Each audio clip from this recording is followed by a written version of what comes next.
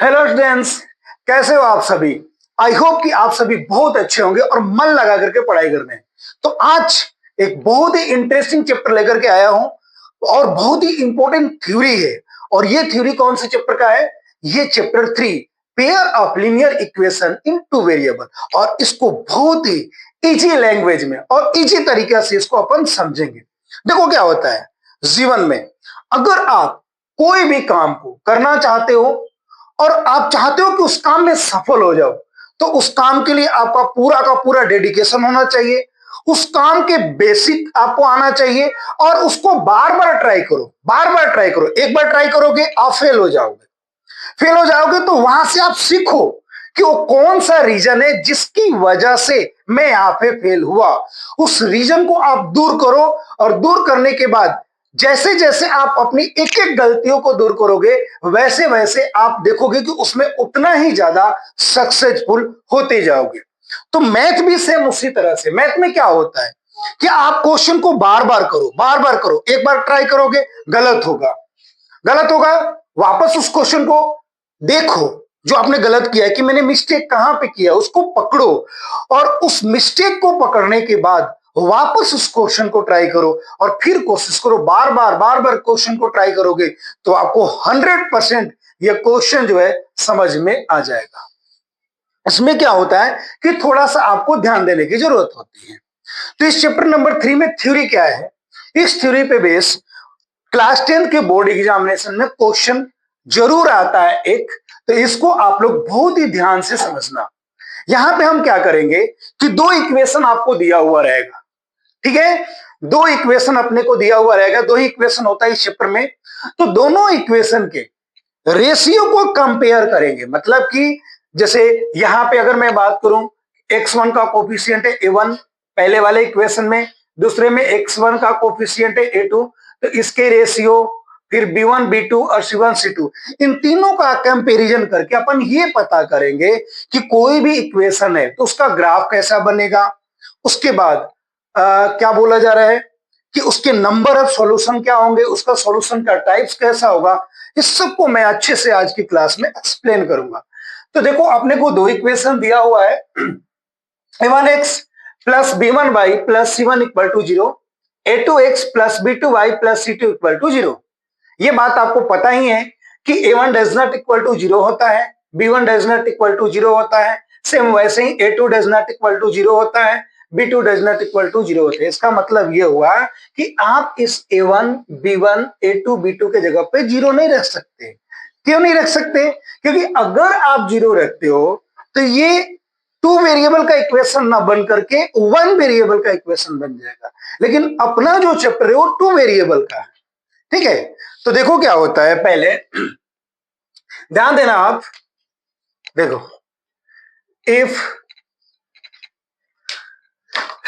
ध्यान देना इफ, मैं सारे आपको बहुत ही अच्छे से एक्सप्लेन करूंगा। उसके बाद नेक्स्ट आएगा number of solution, number of solution. उसके बाद नेक्स्ट आएगा द ग्राफ आर, और नेक्स्ट आपका आएगा द सिस्टम हैज। अब यहां पे ध्यान से समझना, इफ मतलब अगर पहला कंडीशन आपका यहां पे ये बोल रहा है कि if a1 by a2 does not equal to b1 by b2। अगर कोई इक्वेशन को आप सॉल्व कर रहे हो और उस इक्वेशन में a1 by a2 does not equal to b1 by b2 है, इसका मतलब यहां पे क्या हुआ कि अगर a1 by a2 b1 by b2 के इक्वल नहीं है, ठीक है, तो उस केस में उसका नंबर ऑफ सॉल्यूशन क्या होगा? उसका नंबर ऑफ सॉल्यूशन होगा यूनिक सॉल्यूशन, यूनिक सॉल्यूशन। आप इसको वन सॉल्यूशन भी बोल सकते हो। क्या होगा इसका? Unique solution. तो आप इसको वन सॉल्यूशन भी बोल सकते हो, ठीक है। अब आता है कि अगर अपने को पहले ही ग्राफ पता करना हो तो ग्राफ क्या होगा? ग्राफ क्या होगा? a1 by a2 does not equal to b1 by b2 है, तो इसका ग्राफ होगा इंटरसेक्टिंग लाइन, इंटरसेक्टिंग लाइंस इसका ग्राफ होगा। देखो मैं यहाँ पे इसको रिप्रेजेंट करके बता रहा हूं। मान लो ये अपना एक्स एक्सिस है और ये वाई एक्सिस है। कोई भी ग्राफ अगर बना रहे हो तो उसका ग्राफ किस तरीके का बनेगा?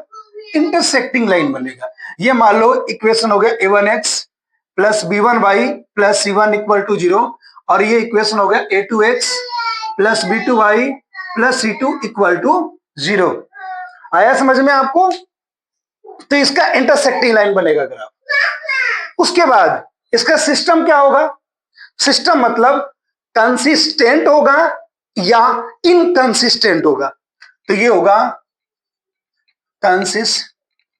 कंसिस्टेंट। इसका मतलब क्या हुआ?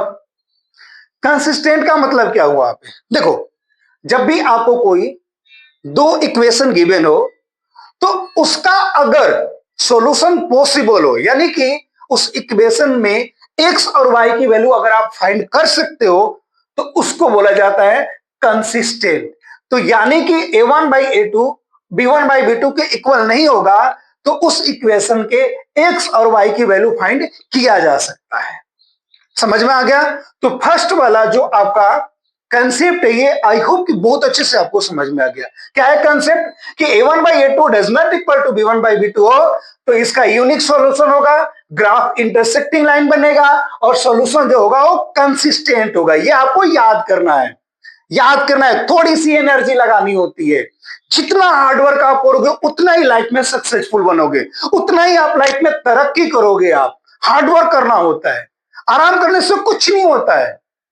जिस तरह से एक पानी जो ठहर जाए ना, तो एक तरीके से वो गंदा हो जाता है, सड़ जाता है, वो पीने लायक नहीं होता है। उसी तरह से लेजी इंसान कोई काम का नहीं होता है।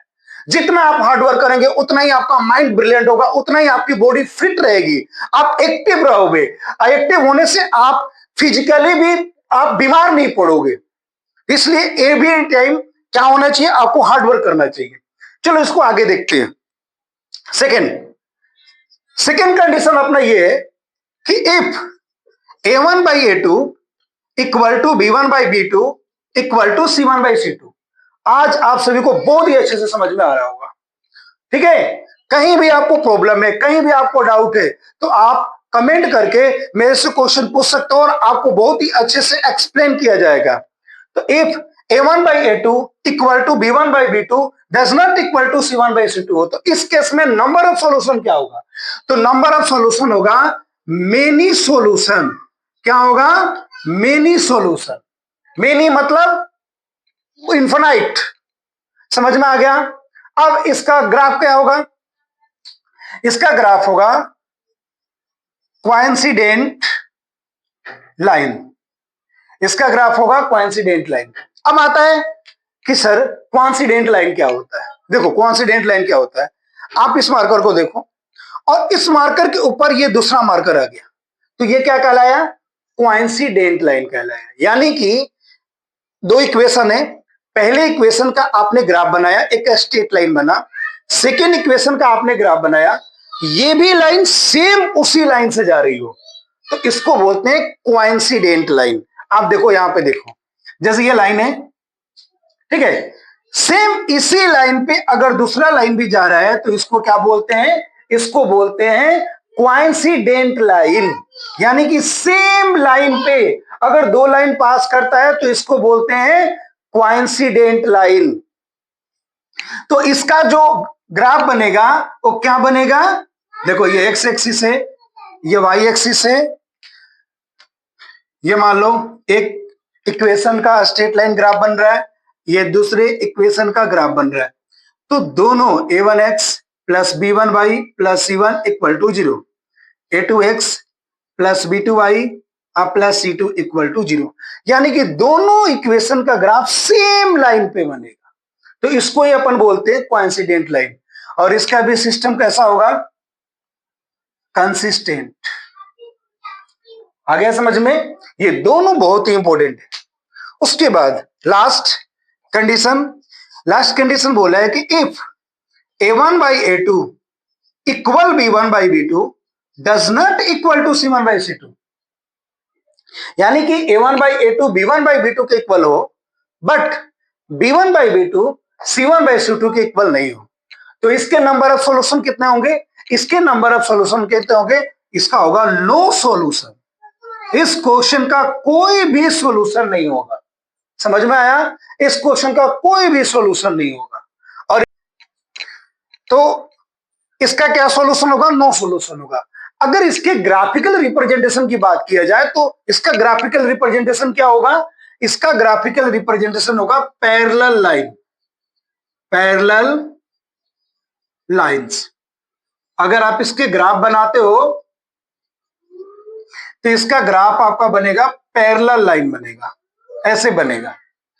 यानी कि ये इक्वेशन मान लो हो गया a1x plus b1y plus c1 equal to 0, और ये हो गया a2x plus b2y plus c2 equal to 0।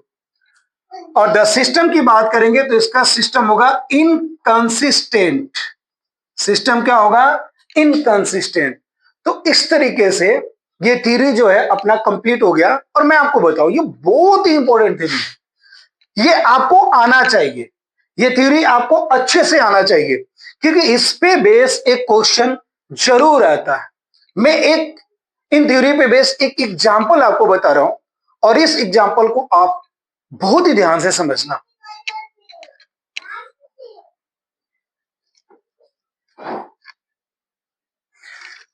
Example क्या है? मैंने आपको बोला था कि एक एग्जाम्पल बताऊंगा, तो एग्जाम्पल क्या है देखना, ध्यान से समझना। और इसमें इसी टाइप के बहुत सारे क्वेश्चन आपसे पूछे जाएंगे, और मैं भी नेक्स्ट क्लास में आपके इस तरह के बहुत सारे एग्जाम्पल लेकर के, डिफरेंट डिफरेंट टाइप्स के एग्जाम्पल लेकर के मैं डिफरेंट डिफरेंट क्वेश्चन आपको एक्सप्लेन करूंगा, जिससे कि आपका कंसेप्ट जो है बहुत अच्छे से क्लियर हो जाए। क्वेश्चन क्या है ध्यान से समझना। क्वेश्चन ये, find the value of k for which the following system of equation has no solution.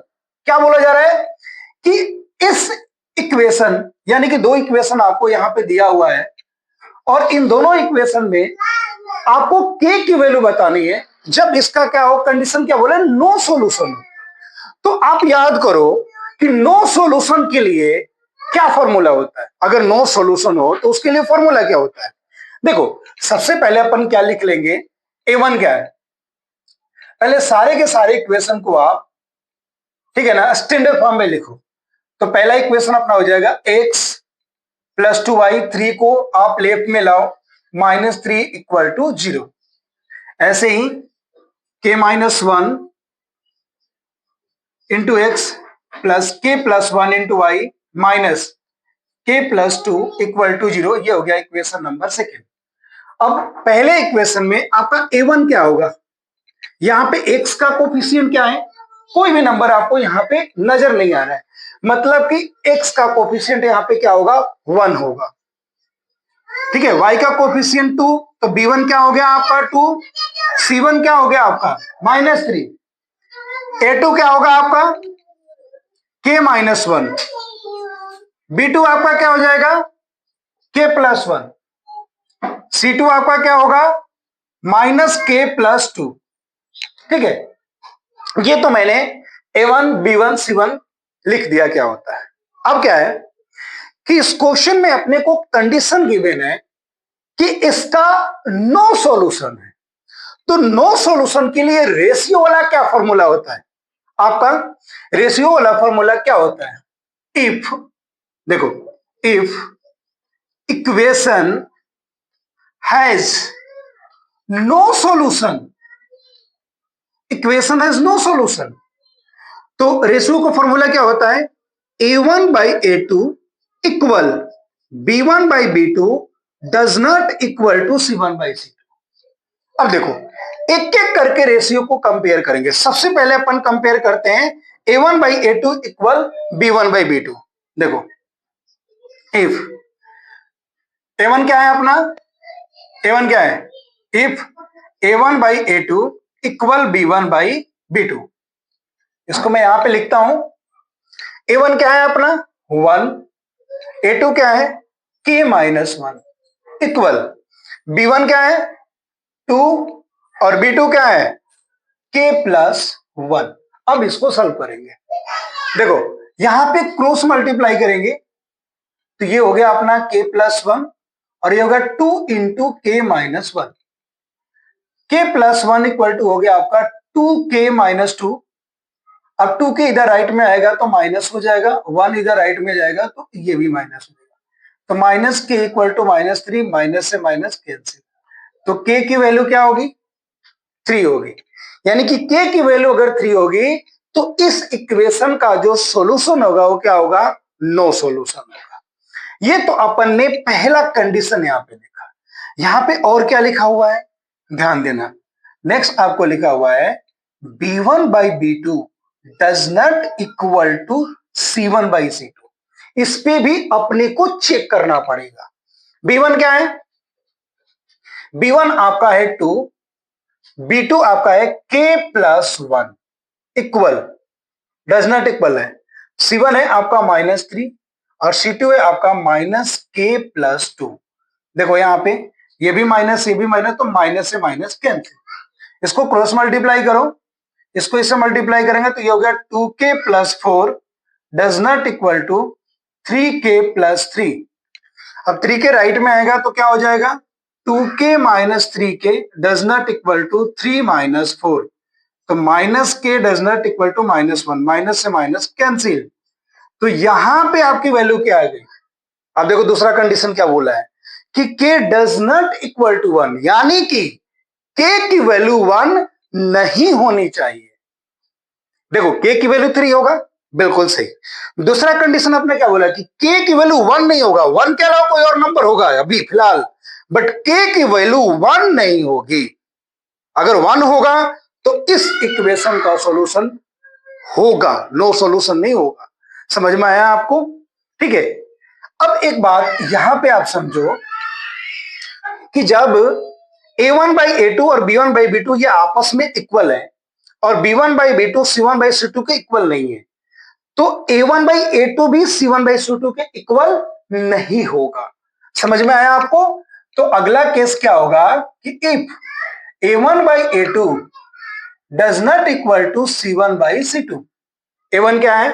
1 by k minus 1 does not equal to c1 क्या है? -3 by minus k plus 2, minus से माइनस कैंसिल, इसको भी cross multiply करोगे तो 3k minus 3 does not equal to k plus 2, k इधर आ गया तो minus k does not equal to 3 plus 2, 2k does not equal to 5, k does not equal to 5 by 2। तो इसके 3 आंसर आ गए। 3 आंसर क्या आ गया? देखो आंसर क्या आ गया? या तो k 3 के इक्वल होना चाहिए, या तो k does not equal to 1 होगा, यानी 1 नहीं होगा, और एक होगा k does not equal to 5 by 2। ये इस क्वेश्चन का आंसर होगा। तो आप सभी को अच्छे से ये कंसेप्ट समझ में आ गया होगा। ठीक है। तो मैथमेटिक्स में क्या होता है कि मैथमेटिक्स में उसके बेसिक को समझना होता है, और बेसिक आपको समझ में आ गया तो आपको मैथ में किसी भी तरह का प्रॉब्लम नहीं आएगी। आई होप कि आप सभी बहुत ही मन लगा करके पढ़ाई कर रहे हैं और नेक्स्ट बोर्ड यानी कि 2026 बोर्ड की अच्छे से तैयारी कर रहे हैं, और अपन बहुत ही अच्छी परसेंटेज फोड़ेंगे मैथ में, 100 आउट ऑफ 100 फोड़ेंगे।